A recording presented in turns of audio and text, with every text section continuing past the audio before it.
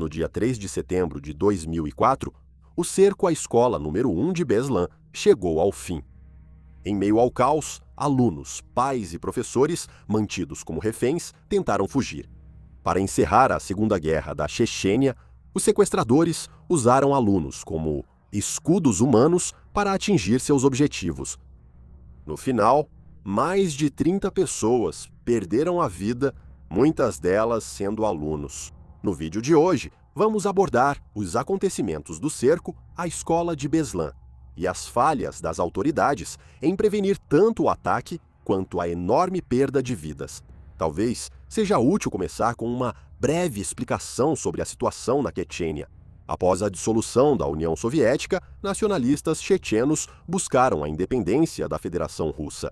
A Primeira Guerra da Chechênia viu a Rússia realizar bombardeios indiscriminados contra civis e o aumento de ataques terroristas chechenos contra civis russos, incluindo aqueles liderados por Shamil Basayev.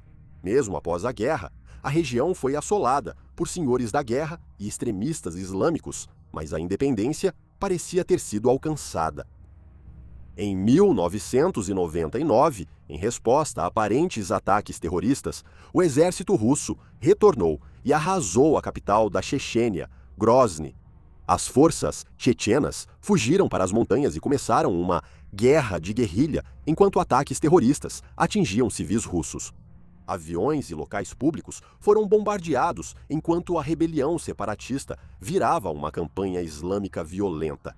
Em 2002, Shamil Basayev organizou o cerco e a tomada de reféns em um teatro de Moscou. No final, 132 reféns foram mortos. As autoridades só conseguiram encerrar o cerco depois de usarem um gás não identificado. Esse gás, até hoje, ainda não foi identificado. A resposta foi considerada ruim e foi seguida de supostos encobrimentos sobre os efeitos do gás. Basayev continuou a atacar civis russos, com uma série de atentados, principalmente contra aviões, locais públicos e prédios do governo. Na manhã do dia 1º de setembro, alunos, professores e pais na escola número 1 de Beslan estavam comemorando o início de um novo ano letivo. Mas, operando a partir de um acampamento escondido a poucos quilômetros de Beslan, 32 terroristas de várias nacionalidades e etnias lançaram seu ataque. A maioria era chechena, tendo perdido a família nas duas guerras. Havia também 2 sauditas e 2 anglo-argelinos, embora haja poucas informações sobre a maioria dos agressores. Eram 30 homens e 2 mulheres, liderados por Ruslan Kashabarov, apelidado de Coronel. O grupo era chamado de Brigada Riad Solihin, com o objetivo de criar um Estado Islâmico no Cáucaso. Armados com Kalashnikovs, armas antitanque e coletes explosivos, eles chegaram em 2 grupos a bordo de um veículo policial roubado e um caminhão militar. No início, quem estava na escola pensou que fossem forças especiais russas fazendo um exercício. Até que começaram a atirar. O grupo levou os presentes à força para dentro do prédio da escola. Alguns conseguiram escapar, enquanto um adulto e 12 crianças conseguiram se esconder em uma sala de caldeiras, podendo fugir mais tarde. A grande maioria foi mantida nos ginásios esportivos, com alguns selecionados para serem mantidos em uma sala de aula. No ginásio esportivo, as janelas foram destruídas para limitar a eficácia de qualquer possível ataque com gás pelas forças de segurança russas. No lugar do vidro, as crianças foram obrigadas a servir de escudos humanos, ficando de pé nas janelas. Explosivos foram pendurados nos aros de basquete e colocados sobre cadeiras, formando um círculo ao redor dos reféns. Fios de tropeço e minas foram colocados ao redor dos prédios para impedir possíveis tentativas de resgatar os reféns. Alguns militantes pisavam em dispositivos de homem morto, dispositivos que detonariam explosivos caso fossem mortos ou deixassem o local. Alguns reféns foram executados por se recusarem a se ajoelhar ou por não obedecerem às ordens. Além disso, os reféns foram privados de comida e água. Os que ficaram nas salas de aula foram escolhidos a dedo, com os homens vistos como maior ameaça para os militantes. Mantidos com as duas terroristas que, segundo relatos, tiveram seus coletes detonados remotamente pelo coronel. Reféns que sobreviveram às explosões foram baleados e tiveram os corpos jogados fora da escola. A resposta inicial das autoridades russas foi isolar a escola, e embora uma presença militar significativa tenha sido estabelecida, havia pouca assistência dos serviços de emergência. À tarde, as autoridades estimaram que não havia mais de 200 reféns, bem diferente dos mais de 1.000 que estavam realmente sendo mantidos. Para os familiares do lado de fora, sabendo muito bem que havia muitos mais, foi uma subestimação revoltante. Os números aumentariam à medida que o cerco avançava, embora lentamente. Quanto ao diálogo entre as autoridades e os terroristas, o progresso era lento. Foi relatado que não havia uma única linha de comunicação por parte dos terroristas, o que indicava falta de organização e objetivos diferentes dentro do grupo. Eles ameaçaram executar 50 reféns em resposta para cada um dos seus que fosse morto. Só depois da insistência de um dos reféns é que o grupo finalmente deu os detalhes de com quem eles queriam falar. No dia 2 de setembro, Ruslan Alsev, ex-presidente da região da Ingushétia, foi chamado para atuar como negociador. Ele era conhecido por sua oposição aberta à Primeira Guerra da Chechênia. Ele conseguiu negociar a libertação de 26 reféns, sendo eles mães que amamentavam e quaisquer bebês. Uma mensagem em vídeo de Basayev também foi entregue a Alsev, detalhando exigências que incluíam a criação de uma Chechênia independente. Em troca, Basayev admitiria seu papel nos atentados que iniciaram a Segunda Guerra da Chechênia. O papel de Alsev, no entanto, seria omitido dos relatos oficiais do dia, e ele não teria mais participação no cerco. Mais tarde, à tarde, granadas foram lançadas contra veículos das forças de segurança, com alguns disparos feitos pelos terroristas, encerrando as negociações do dia. No segundo dia, sem qualquer comida ou água, muitos dos reféns começaram a sofrer. Crianças e adultos estavam começando a desmaiar. Alguns recorreram a beber a própria urina. Crianças que desmaiavam eram molhadas com água para voltarem a si, apenas para serem levadas de volta ao salão. Alguns ficaram apenas de roupa íntima por causa do calor. Aqueles que foram chamados pelo grupo para negociar teriam sido impedidos de fazê-lo pelas autoridades russas. Anna Politkovskaya, uma jornalista que ajudou nas negociações no cerco anterior ao Teatro de Moscou, teria sido envenenada pelo FSB russo a caminho de ajudar no cerco em Beslan. No terceiro dia, vários políticos chechenos e figuras importantes foram chamados para ajudar nas negociações, mas antes que essas pessoas pudessem chegar, a invasão da escola já estava em andamento.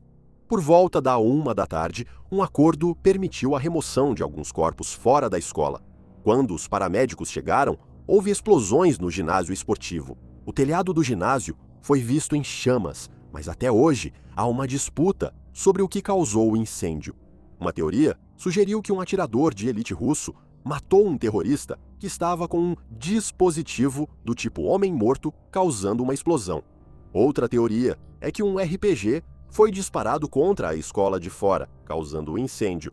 A última teoria é que o grupo militante detonou seus explosivos, seja de propósito, para confundir as autoridades ou por acidente. De qualquer forma, o teto do salão desabou sobre os reféns por volta de 1h30 da tarde.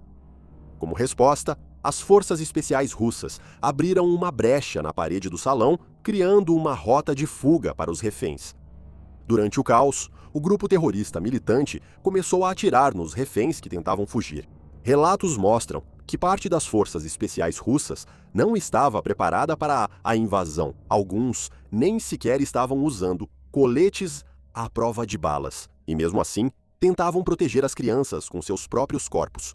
Alguns dos reféns lutaram para escapar, exaustos por terem sido privados de comida e água.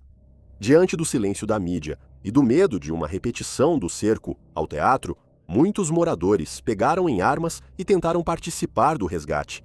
Mas isso só aumentou a confusão da situação, levando a disparos feitos na direção errada em alguns momentos. Sabe-se que um desses civis armados morreu durante os combates. Durante o tiroteio, alguns dos militantes levaram reféns para diferentes áreas da escola, escapando do inferno no ginásio esportivo. De novo, os reféns foram postos junto às janelas como escudos humanos. Cerca de 10 reféns foram arrastados para o refeitório e desses, apenas 4 sobreviveriam. Os bombeiros só foram chamados 2 horas após o início dos combates para lidar com os incêndios. Mesmo ao chegarem, estavam despreparados e não controlaram os incêndios. Com a fuga dos feridos e doentes, faltavam ambulâncias para levá-los ao hospital. Muitos tiveram que ir em carros particulares. Após cerca de 12 horas, a luta terminou. Ao todo, 334 reféns estavam mortos, 186 deles eram crianças. Todos os terroristas, exceto um, foram mortos, sendo o único sobrevivente Nopash Kuliev.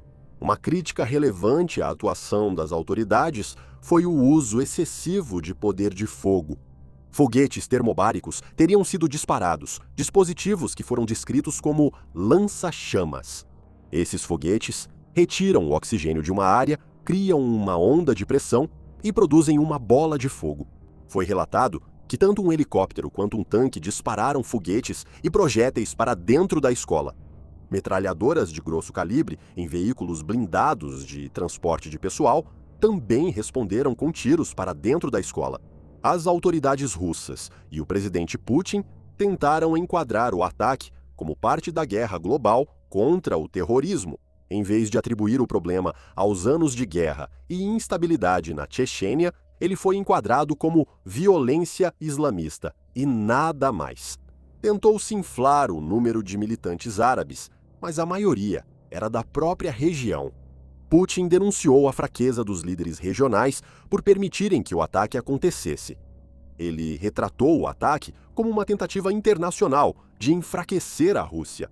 Como costuma acontecer durante a guerra ao terror, o Estado buscou expandir os poderes policiais e aprovar novas leis antiterrorismo.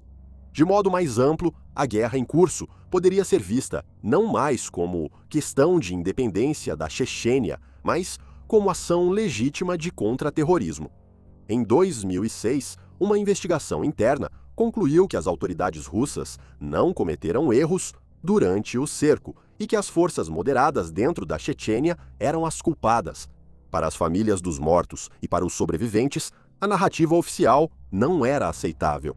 Entre 8 e 9 pessoas, tanto sobreviventes quanto famílias dos mortos, apresentaram 7 queixas ao Tribunal Europeu de Direitos Humanos. Em 2017, os tribunais decidiram que as autoridades russas poderiam e deveriam ter feito mais para evitar o cerco e o alto número de vítimas. Em agosto de 2004, o Ministério de Assuntos Internos enviou um telegrama sobre o movimento de militantes perto da fronteira da Ossétia do Norte. Recomendou o aumento da segurança em locais públicos como escolas. No dia, o único guarda de fronteira foi sequestrado pelos militantes e apenas um policial desarmado estava perto da escola naquele momento.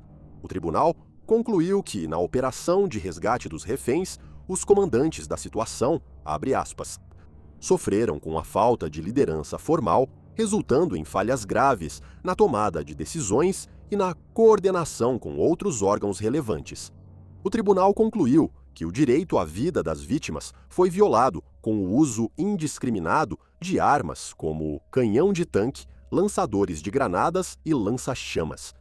Não houve responsabilização ou registro das armas utilizadas durante o cerco, e o uso dessas armas pelas autoridades contribuiu para o número de mortes entre os reféns. O tribunal concedeu às vítimas uma indenização de 3 milhões de euros. No entanto, a decisão não podia ser cumprida. O cerco à escola de Beslan é tanto uma tragédia quanto um exemplo horrível de violência indiscriminada. Os sequestradores miraram nas crianças e as usaram como escudos humanos. A situação era delicada e, Embora alguns reféns tenham sido libertados, as exigências díspares dos terroristas e a aparente relutância das autoridades em negociar dificultaram uma resolução pacífica. O uso de armas destrutivas e a má organização das autoridades resultaram em tentativas desesperadas de resgatar o máximo de pessoas. Beslan destaca a necessidade de levar o risco do terrorismo a sério e de responder adequadamente a informações de inteligência confiáveis. Também serve de alerta para os jogos de poder do governo, que tenta usar esses eventos para promover seus objetivos. É mais um exemplo dos ciclos de violência, e no final, 300 homens, mulheres e crianças pagaram o preço, vítimas de um conflito de longa data e da escalada da violência.